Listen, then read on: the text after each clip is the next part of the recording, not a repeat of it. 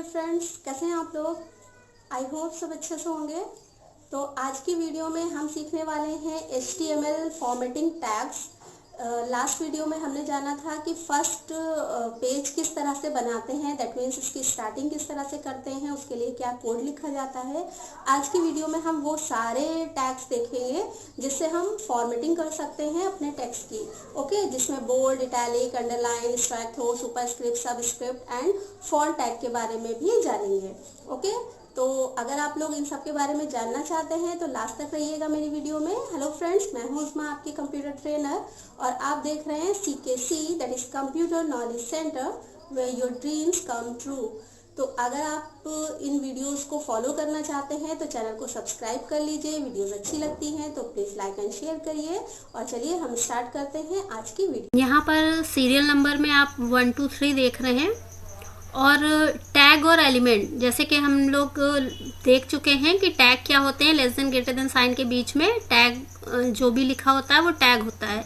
That means ये body लिखा है तो ये बॉडी टैग कहलाएगा। ओके, तो बॉडी टैग के बारे में हम लोग पढ़ चुके हैं और हमने उसमें ये प्रॉपर्टीज अप्लाई करके भी देखी थी।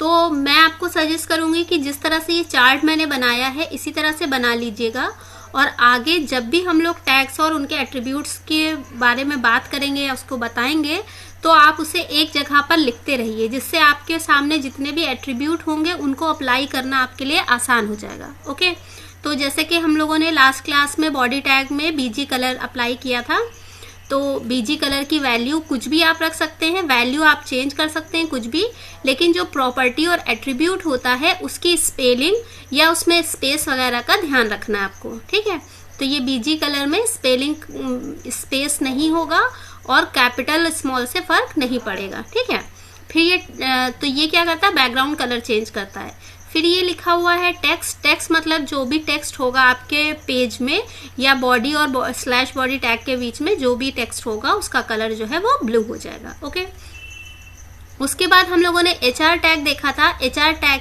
की प्रॉपर्टी या एट्रीब्यूट है आपका कलर, साइज, विड्थ और नो शेड। इन सबको हम यूज करते हैं। कलर में हम कोई भी कलर नेम दे सकते हैं, साइज में हम साइज दे सकते हैं, विड्थ में हम विड्थ दे सकते हैं अपनी ज़रूरत के हिसाब से।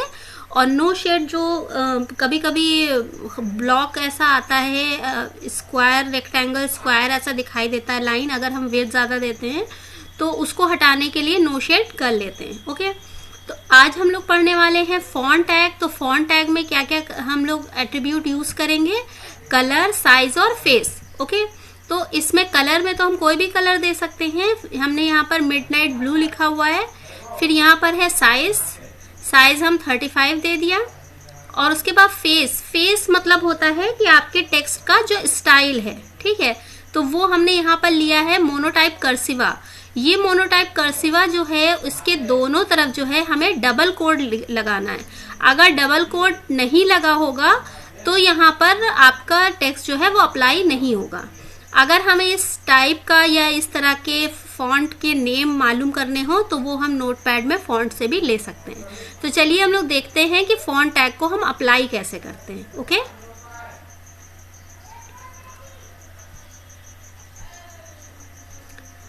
उसके साथ साथ हम लोग फॉन्ट टैग के साथ साथ पढ़ेंगे बोल्ड टैग यानी कि B टैग। ठीक है, तो जो कुछ भी हमें जिस टेक्स्ट पर बोल्ड टैग को अप्लाई करना होगा, बोल्ड इफेक्ट अप्लाई करना होगा, उसके दोनों तरफ B एंड /B टैग हम लगा सकते हैं। इसी तरह से I फॉर इटैलिक, अगर हमें टेक्स्ट पर इटैलिक इफेक्ट डालना है तो उसके लिए हम I और /I में उसे लिखेंगे। इसी तरह से अगर किसी टेक्स्ट पे नीचे हमें अंडरलाइन करनी है तो हमें उसको U और /U के अंदर लिखेंगे। और इसी तरह से अगर स्ट्राइक थ्रो इफेक्ट लाना है तो हमें S और /S के बीच में उसे लिखेंगे। और सब स्क्रिप्ट एंड सुपर स्क्रिप्ट, जैसे कि आप लोग लिखते हैं 10th, ठीक है, तो TH जो है वो ऊपर की तरफ होता है तो वो कहलाता है सुपर स्क्रिप्ट। इसी तरह से H2 जो साइंस का बनता है उसमें 2 जो है वो नीचे की तरफ होता है तो वो कहलाता है सब स्क्रिप्ट। तो इस तरह के इफेक्ट भी हम लाना चाहें तो ला सकते हैं। और उसके बाद हमारा ये है सेंटर टैग, सेंटर अलाइनमेंट। तो सेंटर और /सेंटर के बीच में जो कुछ भी लिखेंगे वो हम सेंटर अलाइन हो जाएगा। ओके, और इसके साथ साथ हम लोग फॉन्ट देखेंगे। फॉन्ट में कलर और साइज और विड्थ और फेस, ये हमारे पास मेन चीज़ें हैं, वो हमें इसमें अप्लाई करनी है। ओके, तो आई होप आपको समझ में आया होगा कि बी और स्लैश बी के बीच में जो भी लिखेंगे उस पर बोल्ड इफेक्ट होगा, आई एंड स्लैश आई के बीच में यू लिखेंगे उस पर इटैलिक इफेक्ट होगा, अंडरलाइन के लिए यू और स्लैश यू के बीच में उसे लिखना होगा। स्ट्राइक थ्रो किसी टेक्स्ट को करना चाहते हैं तो उसके दोनों तरफ एस और स्लैश एस लगाना होगा। इसी तरह किसी भी टेक्स्ट पर सुपर सबस्क्रिप्ट इफेक्ट चाहते हैं तो S U B slash S U B के बीच में लिखेंगे, और अगर सुपर स्क्रिप्ट इफेक्ट चाहिए तो एस यू पी और स्लैश एस यू पी के बीच में लिखेंगे। अलाइनमेंट, अगर सेंटर अलाइनमेंट करना है किसी टेक्स्ट को तो सेंटर और स्लैश सेंटर के बीच में लिखेंगे, और इसी तरह से फॉन्ट के जो भी एट्रीब्यूट्स अभी हमने देखे हैं अगर वो सारे अप्लाई करना है तो फॉन्ट और स्लैश फॉन्ट के बीच में उसे लिखेंगे। ओके, तो चलिए अब हम नोटपैड ओपन करते हैं और नोटपैड पर इसे अप्लाई करके देखते हैं। ओके,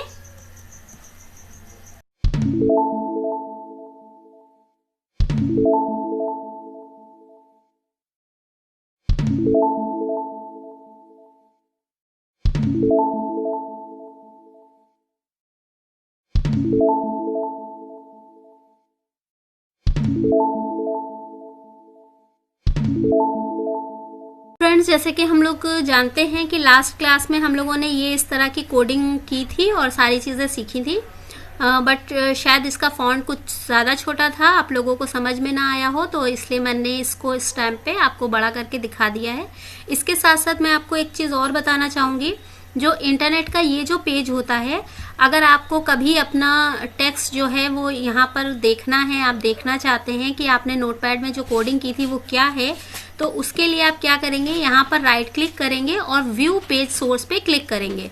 व्यू सोर्स पेज पे जब क्लिक करेंगे तो ये कोडिंग आपको यहाँ पर दिखाई दे जाएगी, जो भी आपने कोड लिखा हुआ है। ओके, तो ये सिर्फ व्यू सोर्स पेज, आप सिर्फ इस पेज का ही नहीं देख सकते हैं, बल्कि इंटरनेट पे जितने भी पेजेस होते हैं आप उन सब का व्यू सोर्स कोड देख सकते हैं। ओके, तो अब हम लोग क्या करते हैं, आज नया पेज ओपन करते हैं। तो ये मैंने इस तरह से पेज आपका लिख लिया है। यहाँ पे मैं आपको एक और बात बता दूं कि ये जो हम लोगों ने HTML लिखने के बाद ये जो स्पेस दिया है या इस तरह से जो लिखा है, इसका पेज पे कोई भी फर्क नहीं पड़ता है। ये सिर्फ इस तरह से इसलिए लिखा जाता है कि देखने में आपको समझ में आए कि कौन सा टैग किस टैग के अंदर है और उसका क्या इफेक्ट पड़ रहा है। दैट मीन्स अगर कोई चीज़ गलती हो जाती है तो इस तरह से लिखने पे आपको सर्च करने में, ढूंढने में आसानी होगी कि कहाँ पे क्या मिस्टेक हुई है।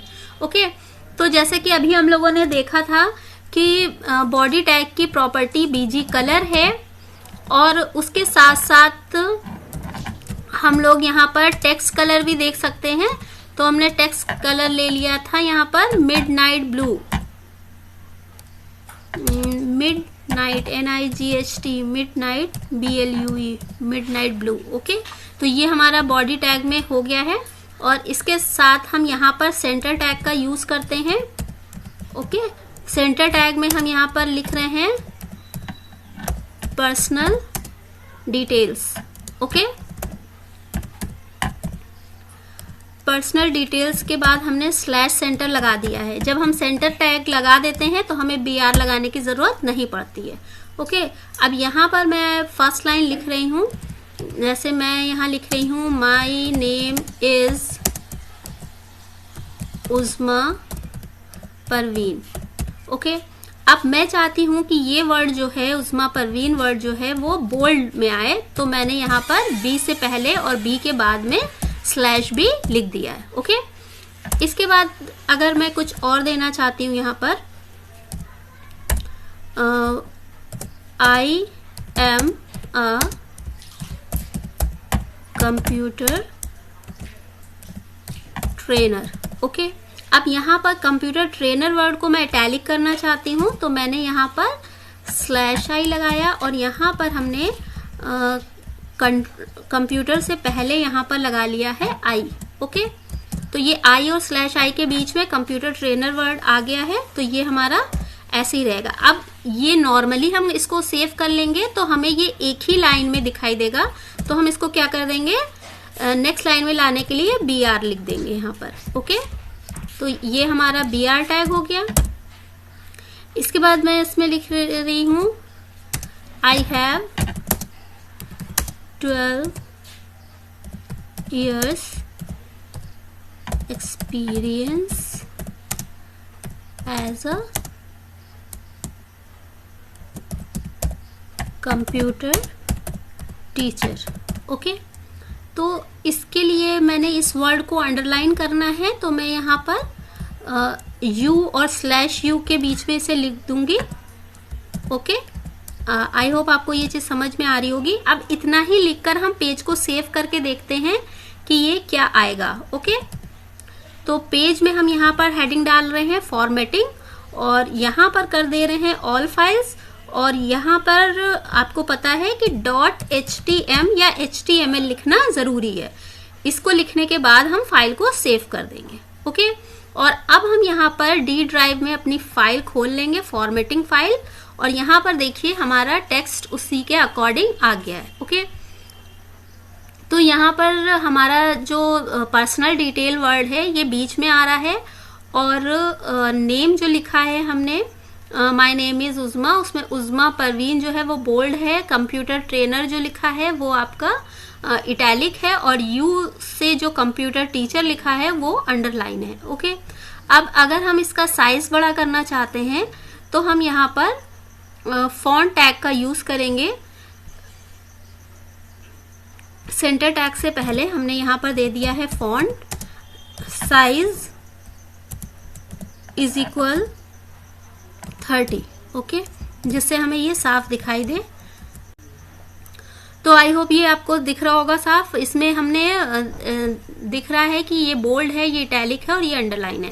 इसी तरह से अब अगर हम किसी टेक्स्ट को स्ट्राइक थ्रू बनाना चाहते हैं तो हम यहाँ पे पहले तो BR लगा लेंगे, और उसके बाद हम यहाँ पर S लिख लिया हमने, और स्ट्राइक थ्रो में हम मान लीजिए हम यहाँ पर स्ट्राइक थ्रो ही लिखते हैं, या कोई एक ऐसा वर्ड लिखना चाहते हैं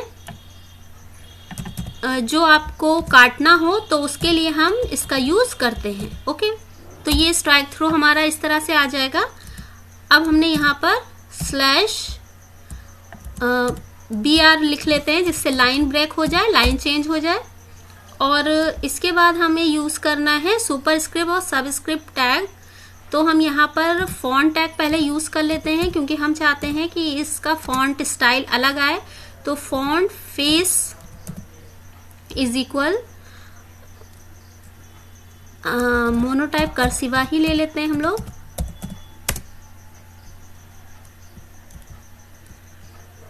यहाँ पर बहुत अच्छे से स्पेलिंग वगैरह का आपको ध्यान रखना है, और डबल कोट बंद कर देने हैं। ओके, और अब यहाँ पर लिखते हैं हम कुछ भी, जैसे CKC is a search key of my YouTube channel. Okay, इसके बाद हमने /फॉन्ट कर दिया है। ओके, अब हम इसको सेव करेंगे Ctrl+S से, और अपने इसी पेज पर जाकर F5 से रिफ्रेश कर लेंगे। ओके, तो ये देखिए स्ट्राइक थ्रो आ गया है, और यहाँ पर जो भी हमने लिखा था ये स्ट्राइक थ्रो आ गया है, और यहाँ पर ये जो लिखा है हमने ये इसी तरह से मोनोटाइप कर्सिवा स्टाइल में आ गया है। ओके, अब हम इसका कलर अगर अलग देना चाहते हैं तो इसी में यहाँ पर फॉन्ट जो हमने यहाँ पर लिखा हुआ है मोनोटाइप कर्सिवा, इसमें हम कलर दे देते हैं, कलर इज इक्वल रेड कर देते हैं इसको, और इसको Ctrl+S से सेव कर देते हैं। ओके, F5 प्रेस किया और ये आ गया। ओके, यहाँ पर हम एक चीज़ और आपको बता दें, जैसे कि ये फॉन्ट का नेम आपको याद अगर नहीं रहता है तो हम यहाँ पर फॉर्मेट में फॉन्ट पे जाते हैं, और फॉन्ट का जो डायलॉग बॉक्स खुलता है यहाँ पर ये जो भी नेम है उस नेम पर क्लिक करिए, और यहाँ से जब नेम पर क्लिक करते हैं तो ये सिलेक्टेड होता है। अब इसको कॉपी कर लेंगे तो आप इसको जिस भी जगह पर चाहें उस जगह पर पेस्ट कर सकते हैं। ओके, जैसे कि मैं यहाँ पर पेस्ट कर रही हूँ तो ये टाइम्स न्यू रोमन आ गया है।